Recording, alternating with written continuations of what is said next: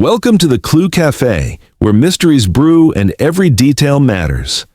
I'm thrilled to have you here. Whether you're a lifelong detective fiction fan or just love a good puzzle, you've found the right place. Before we dive into today's mystery, let me know in the comments, where in the world are you tuning in from? I'd love to see how far our curious community reaches. The candle that burned too long. Nero Wolfe was contemplating a glass of beer with the reverence most men reserve for religious artifacts when the doorbell rang. It was precisely 4 minutes before beer hour.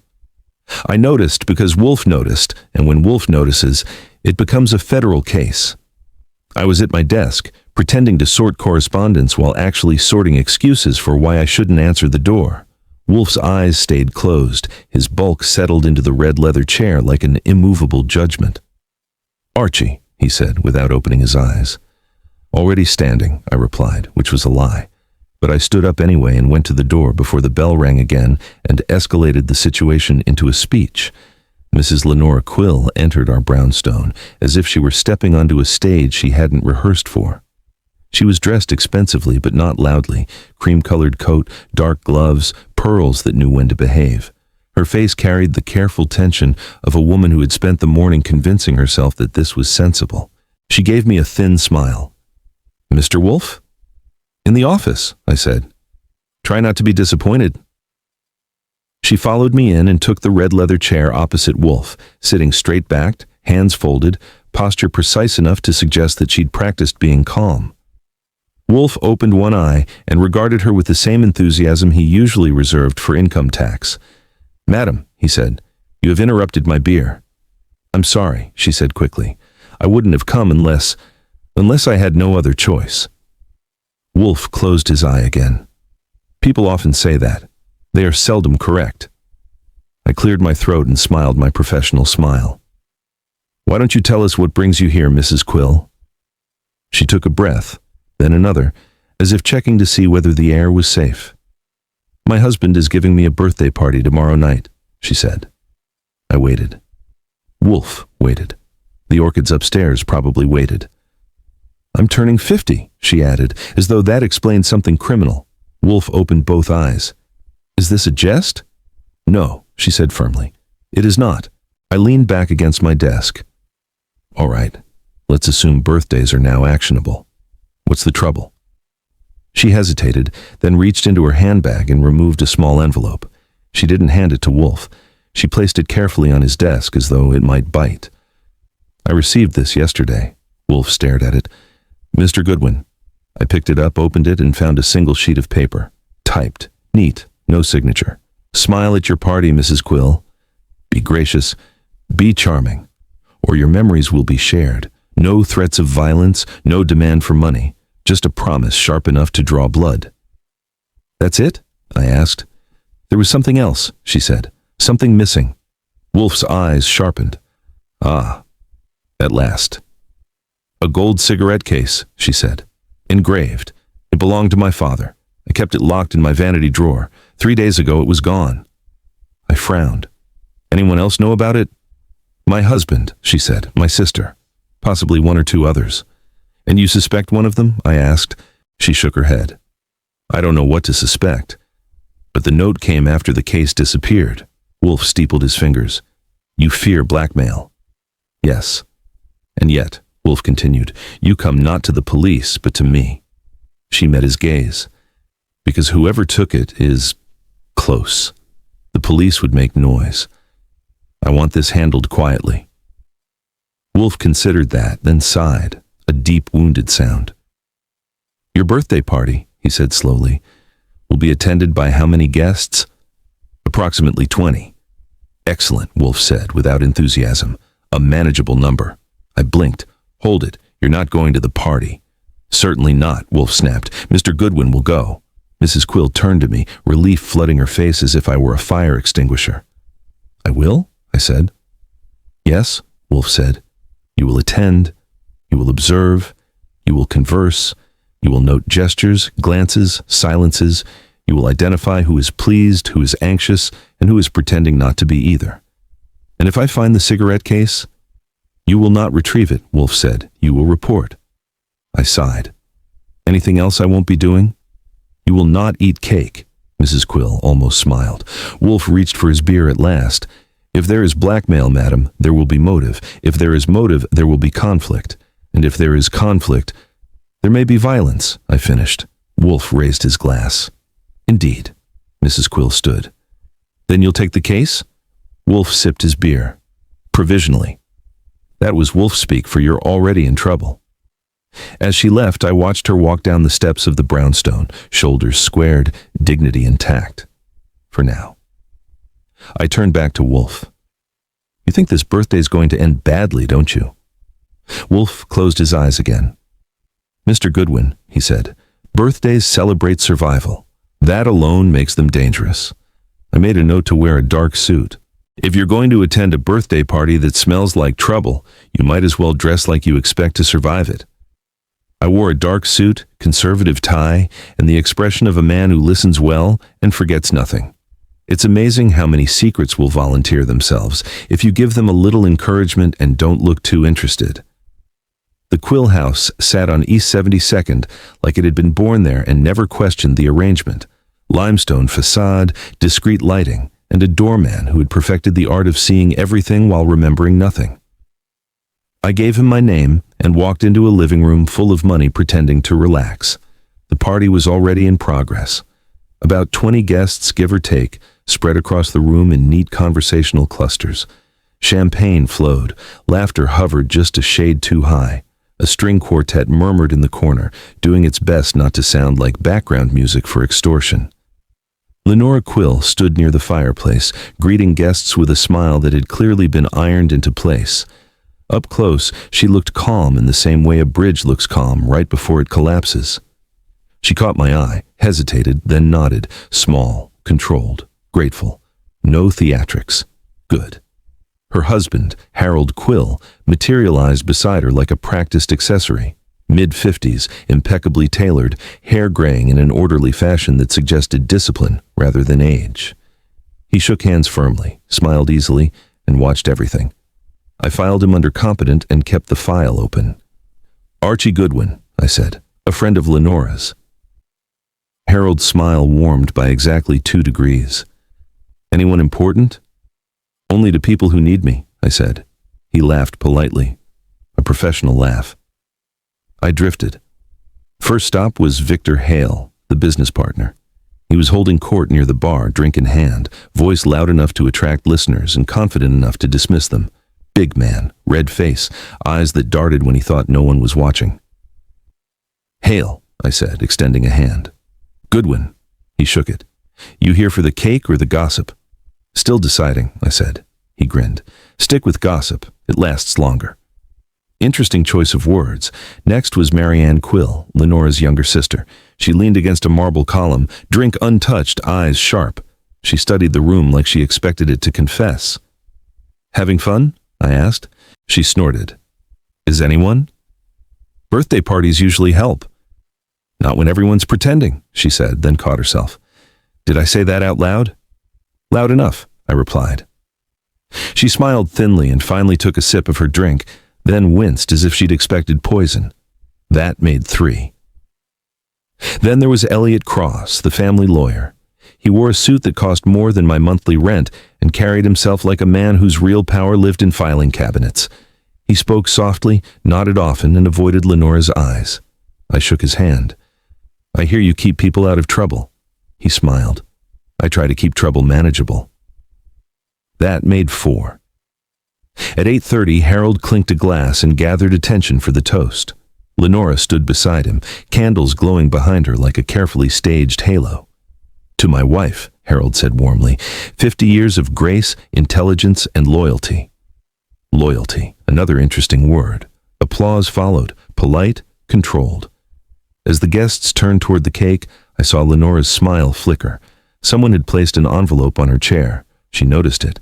So did I. So did 3 other people. Victor Hale stiffened. Marianne leaned forward. Elliot Cross looked away. Lenora opened the envelope with steady hands. Inside was a photograph. I didn't see it clearly, but I saw enough of her face to know it wasn't a picture you frame. Her color drained. Her shoulders tightened. The smile returned. but thinner now, stretched over fear. I moved closer. Problem? She shook her head too quickly.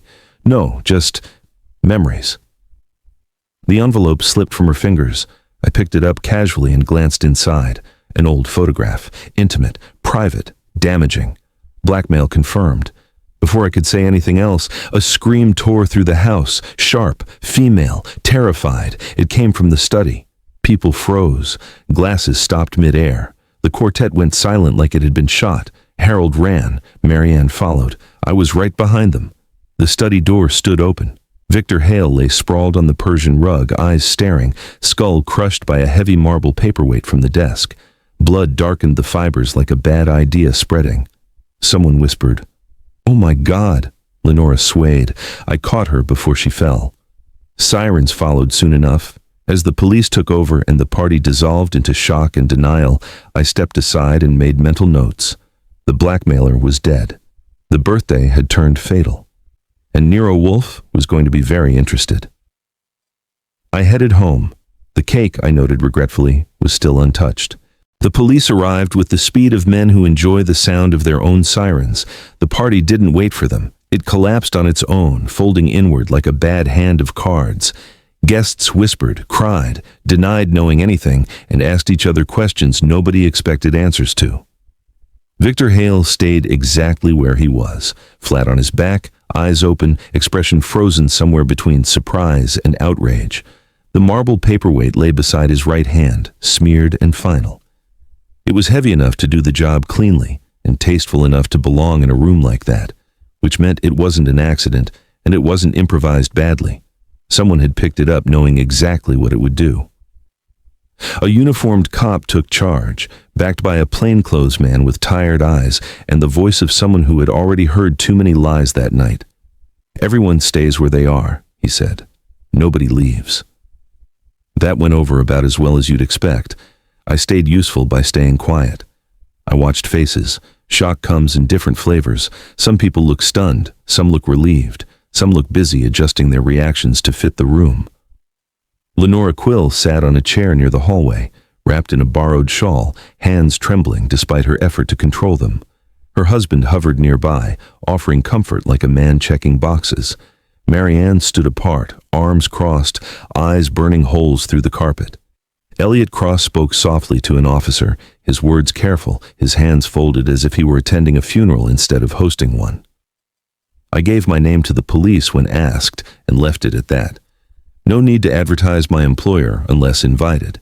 The homicide boys know Wolfe's name well enough. If they wanted it, they'd ask. By the time I slipped out, the house had gone quiet in the hollow way places do after something irreversible. The cake sat untouched on the dining table, candles melted into waxy stumps. 50 years reduced to frosting and regret. I hailed a cab and headed back to the brownstone. Wolfe was waiting. That alone told me he'd already sensed the shift in the universe. I entered the office, hung my hat, and sat down without being invited. Wolfe regarded me with the faint irritation of a man whose evening had been spoiled without his consent. "Well?" he demanded. "Victor Hale is dead," I said. "Bludgeoned in the study with a marble paperweight during the party." Wolfe closed his eyes. He did not sigh. That would have suggested surprise. "Proceed," he said. I gave him everything. The guests, the note, the missing cigarette case, the photograph, the reactions, the scream, the body. I was careful with my verbs and stingy with my opinions. Wolfe prefers facts raw. When I finished, he opened his eyes. "The blackmailer," he said calmly, "has been eliminated." "Looks that way." "Do you believe Mr. Hale was the author of the note?" "I believe he benefited from it," I said, and he looked nervous enough to qualify. Wolfe nodded once. "Then his death complicates matters." "Just a little." Wolfe leaned back, fingers steepled, gaze drifting toward the far wall as if it might answer him. "Blackmail is a business," he said. "It involves leverage, risk, and calculation. Murder is not an efficient tool unless desperation intrudes." "Someone got desperate," I said. "Yes," Wolfe agreed, "or someone perceived desperation." He looked at me sharply. "Who knew of the photograph?" "Possibly 4 people," I said. "Lenora Quill, her husband Harold, her sister Marianne, and Elliot Cross. Hale had it, or a copy. And the cigarette case." Same circle, Wolfe grunted. An intimate crime. A limited population. That is promising. Police won't like that. I am indifferent to their preferences, Wolfe said. I stood and poured myself a drink. It had been that kind of night. Lenora was being squeezed, I said, but Hale's death doesn't solve her problem unless the blackmail dies with him. Wolfe smiled faintly. That never means good news for someone. Blackmail, he said, rarely dies alone. The phone rang. Wolfe ignored it. It rang again. He glared at it like it had insulted him personally. Archie, I picked up. Goodwin, the voice on the other end was controlled, official, and annoyed. Inspector Kramer, you at the brownstone? Yes, sir. Good. Don't go anywhere. I hung up and looked at Wolfe. Kramer's on his way. Of course he is, Wolfe said. A murder involving a client of mine, however tangentially, inevitably attracts him like a draft attracts dust. What's the play? I asked. Wolfe's eyes gleamed. We wait, we listen, and then, Mr. Goodwin, you will return to the field. I smiled. I was hoping you'd say that. Kramer arrived 10 minutes later, coat rumpled, hat annoyed. He eyed Wolfe, eyed me, and sighed like a man bracing for indigestion. So, he said, what do you know that I don't? Wolfe smiled serenely. Inspector, that's a very long list, Kramer groaned. I leaned back and enjoyed it for about 5 seconds, because someone had killed Victor Hale to keep a secret buried. And Nero Wolfe was not fond of buried things, unless they were orchids. The cake, I noted again, had still not been eaten. If Nero Wolfe's mind was the engine of the operation, then I was the set of tires expected to take corners fast and not complain about potholes. After Kramer finished growling and Wolfe finished being infuriatingly calm, I got my orders. Spoken casually, delivered absolutely. Return to the Quill household, Wolfe said. Speak to everyone again, individually. Do not seek confessions, seek inconsistencies. That's Wolfe's idea of fun. By 10 the next morning, I was back on East 72nd, flashing my name to the same doorman, who looked as though he'd aged 5 years overnight. The Quill house no longer smelled like perfume and champagne. It smelled like furniture polish and bad memories. I started with Marianne Quill, because sharp people crack fastest when they think they're already being judged. She met me in the breakfast room, sunlight hitting the table but not her face. She wore black, not morning black, but defiant black. You're not police, she said. No, I agreed. I ask better questions. She snorted.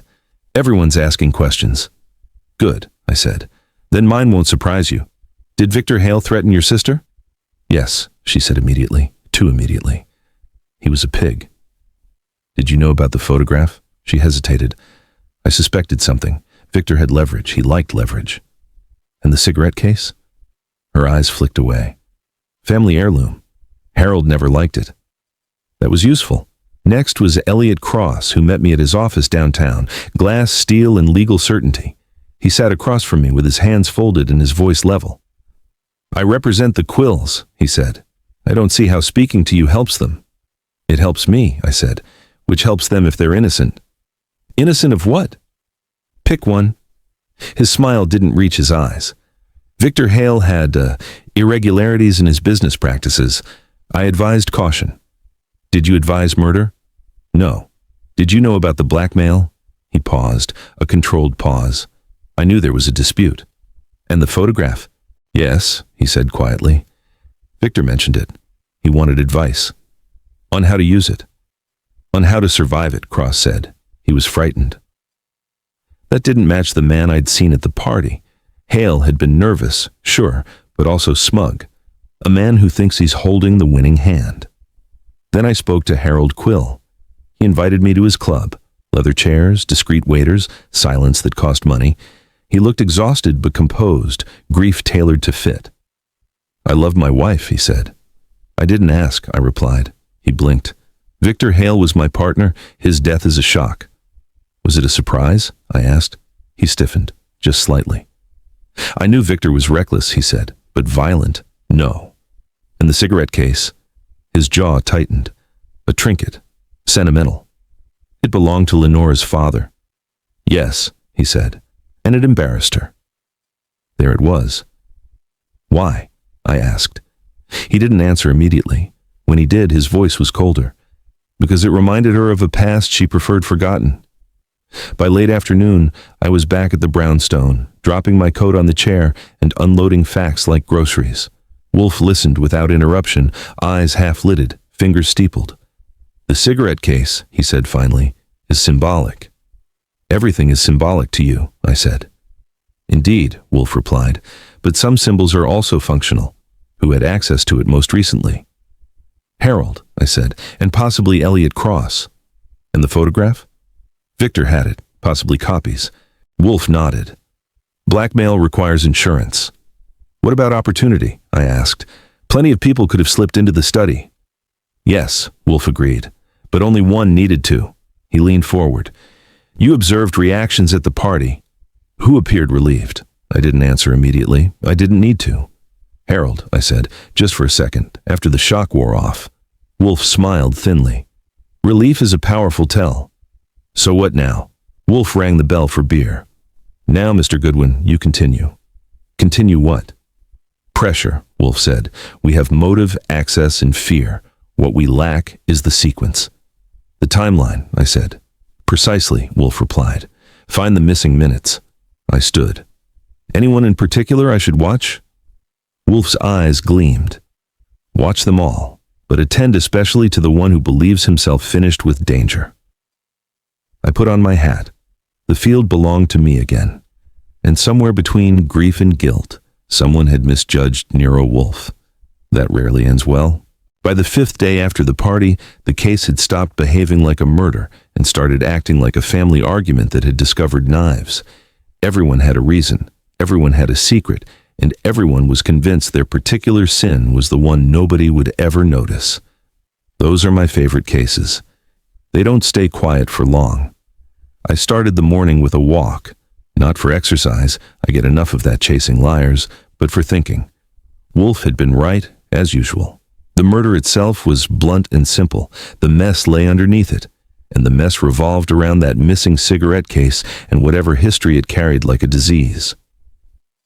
I paid a visit to a jeweler on Madison who specialized in restorations and discreet transactions. I didn't mention names, just described the cigarette case, gold, engraved initials, pre-war craftsmanship. He nodded. "Came through here about a year ago, needed the hinge repaired." "Who brought it?" "A man," he said. "Late 50s, expensive coat, nervous hands." That fit Harold Quill better than it fit anyone else. Next stop was a bar 2 blocks from Victor Hale's office. Quiet, wood-paneled, and designed for conversations that didn't want witnesses. Hale had been a regular. Bartenders remember regulars the way bartenders remember debts. He was scared near the end, the bartender told me. Drank faster, talked less. "About what?" "Something old," he said. "Something that came back." I thanked him and left. Old things coming back was becoming a theme. I checked in on Marianne Quill again, this time unannounced. She answered the door with a look that suggested she'd been expecting the police and was disappointed to see only me. "You're persistent," she said. "I'm paid to be." She let me in. The apartment was neat to the point of severity. No pictures, no clutter, no visible sentiment. A woman who curated her environment the way she curated her emotions. "You hated Victor Hale," I said. "Yes." "Enough to kill him?" She laughed, sharp and humorless. "If I killed every man I hated, Manhattan would be a ghost town." "Did you know what was in the cigarette case?" Her expression flickered. "Letters." That got my attention. "What kind of letters?" "Love letters," she said. "My father's. To Lenora." That didn't make sense. "Lenora was his daughter." "By marriage," Marianne said coldly. "Not by blood." There it was. The kind of information that sits quietly for decades and then suddenly demands blood or silence. I left her apartment with a headache and a better understanding of why blackmail had worked so efficiently. Back at the brownstone, Wolfe listened while I laid it out. "The cigarette case held letters," I said. "Proof Lenora wasn't who she thought she was, or at least not who everyone else thought she was." Wolfe nodded slowly. "Identity is a fertile field for coercion." "And Hale found out," I continued. "Used it, pushed too far." "But did not act alone," Wolfe said. Blackmailers rarely do. What about Elliot Cross? I asked. He knew everything. Lawyers, Wolfe said dismissively, are repositories, not originators. Harold Quill had the most to lose, I said. Wife exposed, marriage ruined, business partner squeezing him. And yet, Wolfe replied, murder is not his natural language. I frowned. You're defending him? I am postponing judgment, Wolfe said, a subtle distinction. Kramer called that afternoon, voice gruffer than usual. You stirring things up, Goodwin? Just enough to keep them from settling, I said. Well, keep your hands clean, he growled. We're watching everyone. Good, I said. So am I. That evening I followed Harold Quill. Not dramatically, not obviously, just enough to be there when he stopped at a storage facility on the west side. He let himself into a unit, stayed 5 minutes, and left looking lighter somehow. I checked the lock number after he was gone, then I went home. Wolfe was in his chair, orchids done for the day, beer within reach. He has a storage unit, I said, recently visited. Excellent, Wolfe murmured, secrets like boxes. You want me to? No, Wolfe said sharply. Not yet, I raised an eyebrow. You're sure? Yes, he said. The temptation to open a box prematurely is common among amateurs. Thanks, I said. Wolfe ignored that. What we have now, Mr. Goodwin, is a triangle. Hale applied pressure, Quill resisted, Lenora endured. One of them altered the balance. And someone died, I said. Indeed, Wolfe agreed, but not yet for the reason everyone assumes. I looked at him. You're enjoying this. Moderately, Wolfe said. The truth has begun to surface. It is like an orchid spike, slow, deliberate, inevitable. I leaned back and exhaled. We had motives layered like sediment, secrets heavy enough to kill, and a missing slice of time we still hadn't accounted for. Somewhere in those missing minutes, a decision had been made, and whoever made it was counting on everyone else looking the other way. That, in my experience, is a bad bet when Nero Wolfe is involved. The problem with time is that it behaves impeccably right up until the moment someone needs it to lie. Then it becomes slippery, flexible, and full of convenient gaps. Wolfe had been circling one of those gaps for days, and now it was my turn to crawl inside it and see what rattled. The party timeline looked clean on the surface. Toast at 8:30, cake shortly after, scream at 8:48, Victor Hale dead before he hit the rug. The police had pinned the time of death neatly between 8:35 and 8:45. 10 minutes. 10 minutes doesn't sound like much until you realize how much can happen if someone knows exactly what they intend to do. Wolfe sent me out with a single instruction. Determine where each principal was between 8:30 and 8:45, not where they claimed to have been, where they were. That distinction pays my salary. I started with the servants. They're always overlooked, which makes them excellent witnesses. The Quill house employed professionals, quiet, efficient, loyal to the paycheck but not to the myth. The caterer remembered Harold Quill leaving the main room shortly after the toast. He said he needed air, she told me. Look tight around the mouth. The bartender recalled Victor Hale stepping away from the bar, drink unfinished. He wasn't smiling anymore. The maid on hallway duty saw Marianne Quill near the staircase at about 8:40. She was angry, the maid said. I could tell. And Lenora? I asked. The maid hesitated. She was alone, sitting, staring at the envelope. That accounted for 4 people, but not the missing thread. I went next to the doorman. He hadn't left his post, but he remembered Harold stepping outside briefly. He smoked, the man said, hands shaking. Anyone else leave? No. That narrowed the window. I checked with the quartet. Musicians notice things because they're paid not to be noticed themselves. The violinist recalled hearing raised voices through a half-open study door. 2 men, he said. One sounded frightened, the other restrained. Restrained was an interesting word. I took my notes back to the brownstone and laid them out for Wolfe like evidence on a tray. Harold left the room, I said. Victor followed. They met in the study, voices raised, then silence, then the scream. Wolfe nodded slowly. A confrontation. Looks that way. And yet, Wolfe said, something is absent. I waited. The murder weapon, Wolfe continued, was a paperweight from the study desk, a weapon of opportunity. But opportunity alone does not explain behavior. You think it wasn't spontaneous, I said. I think, Wolfe replied, that someone anticipated violence. That sent a chill through me. Meaning? Meaning someone ensured privacy, Wolfe said. Meaning someone managed time. I went back out that afternoon to verify one detail Wolfe had seized upon, the study door. It locked from the inside. That hadn't made the police summary, it hadn't been emphasized, but it mattered. The locksmith confirmed it. Simple interior lock, old-fashioned. So someone locked it? Yes, he said, or it locked automatically when closed forcefully. That gave me two possibilities. Neither was comforting.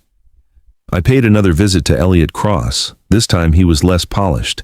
His tie was loosened, his patience thinner. You're persistent, he said. I hear that a lot, I replied. Where were you during the toast? In the dining room.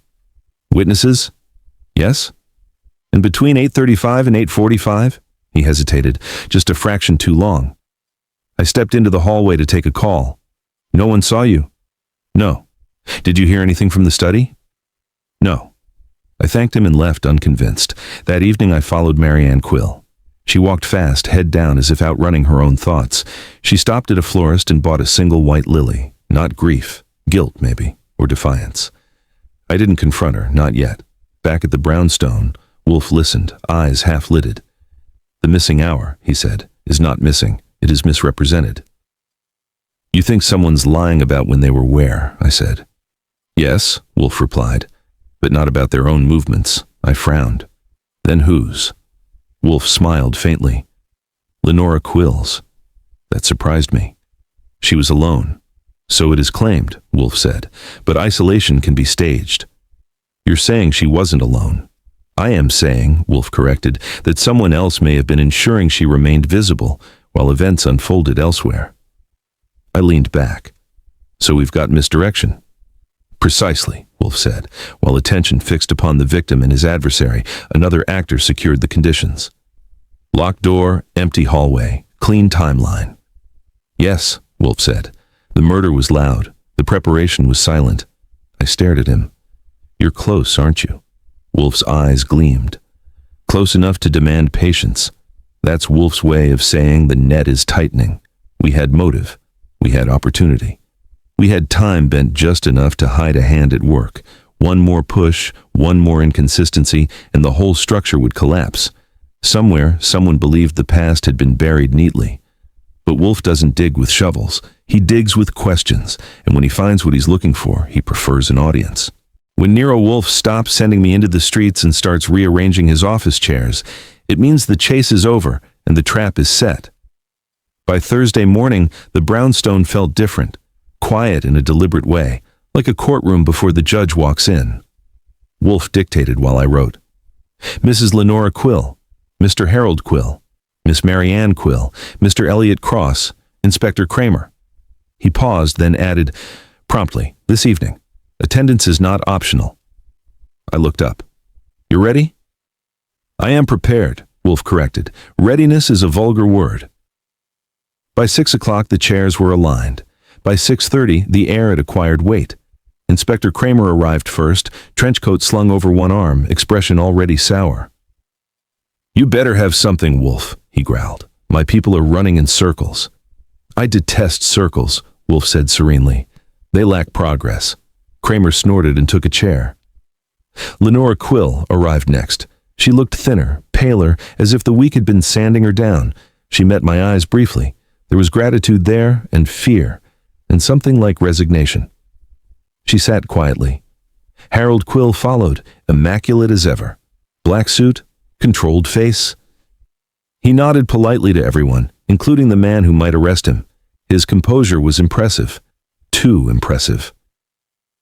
Marianne came in last of the family group, chin lifted, eyes defiant.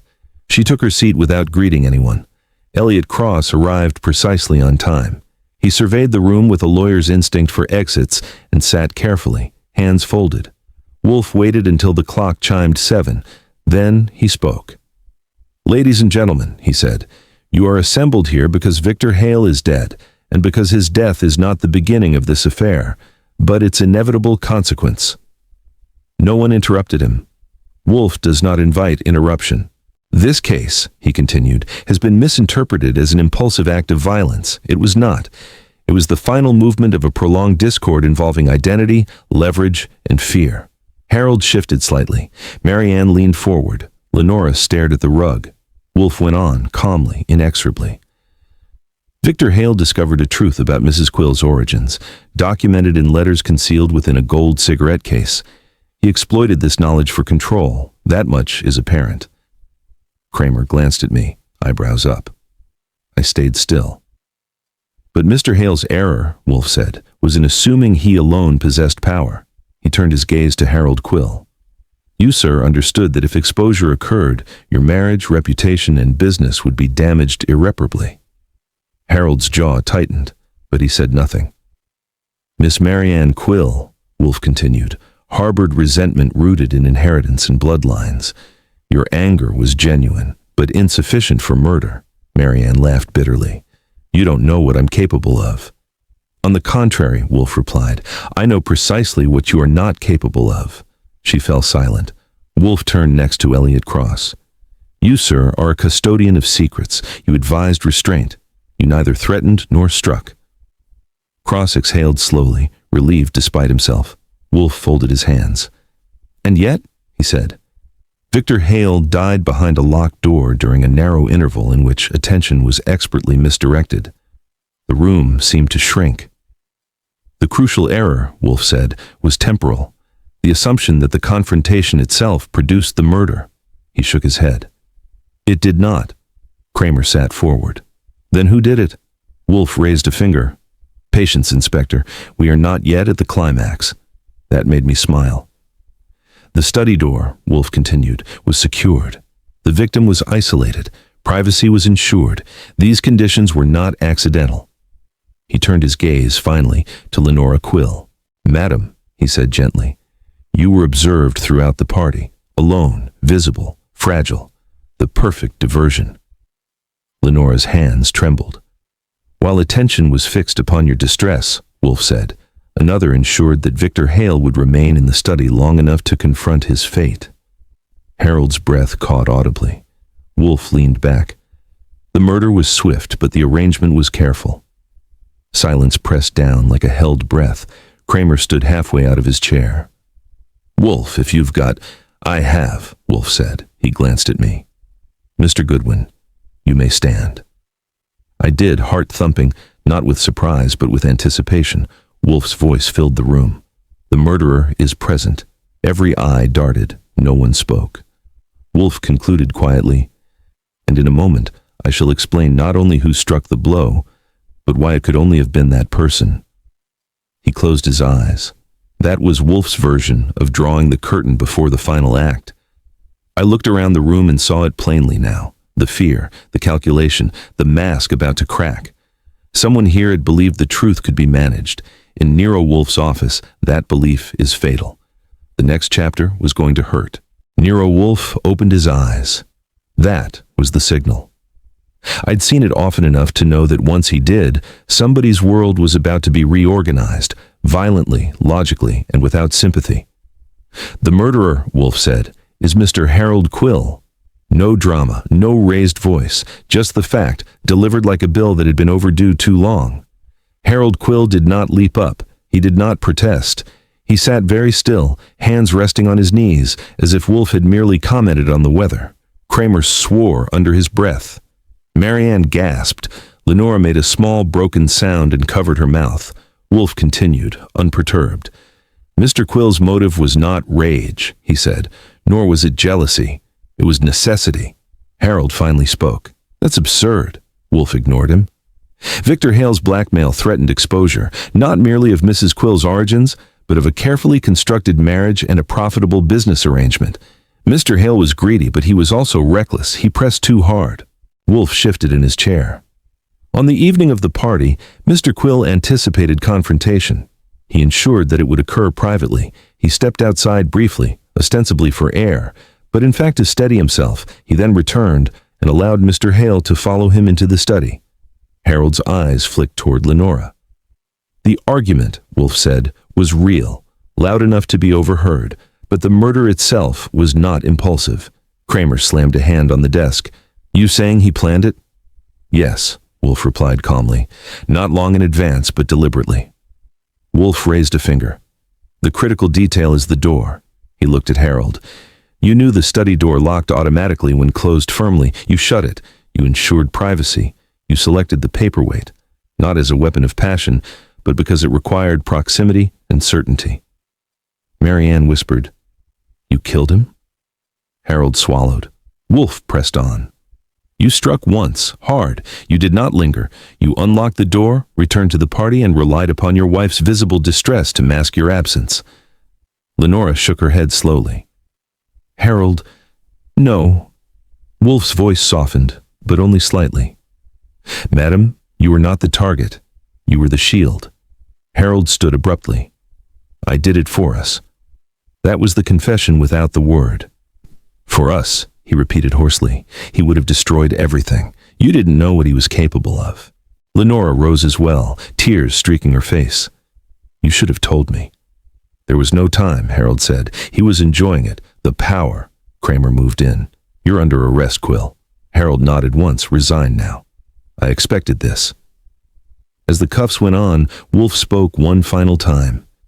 Mr. Quill, he said, you misunderstood the nature of blackmail. It is never satisfied. You did not end the threat. You merely hastened your own exposure. Harold said nothing as he was led out.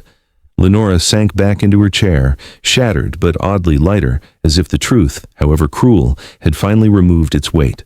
Marianne stared at the floor. Elliot Cross exhaled, slowly, the way men do when the storm passes but leaves wreckage behind. Kramer lingered. You were right again, he said grudgingly. I usually am, Wolfe replied. After everyone left, silence reclaimed the office. I poured Wolfe a beer. I poured myself one too. This time he didn't object. Well, I said, that was tidy, in a bloody, miserable sort of way. Wolfe accepted his glass. Justice is rarely pleasant, Mr. Goodwin. It is merely necessary. And the birthday? Wolfe sniffed. A foolish ritual. I smiled faintly. Cake never stood a chance. Wolfe sipped his beer, eyes already drifting back to his orchids upstairs. The past, he said, when concealed improperly, becomes lethal. I raised my glass. Here's to proper storage. Wolfe did not smile, but he didn't disagree. Another case closed, another truth dragged into the light, and somewhere in Manhattan, a candle that had burned too long was finally out.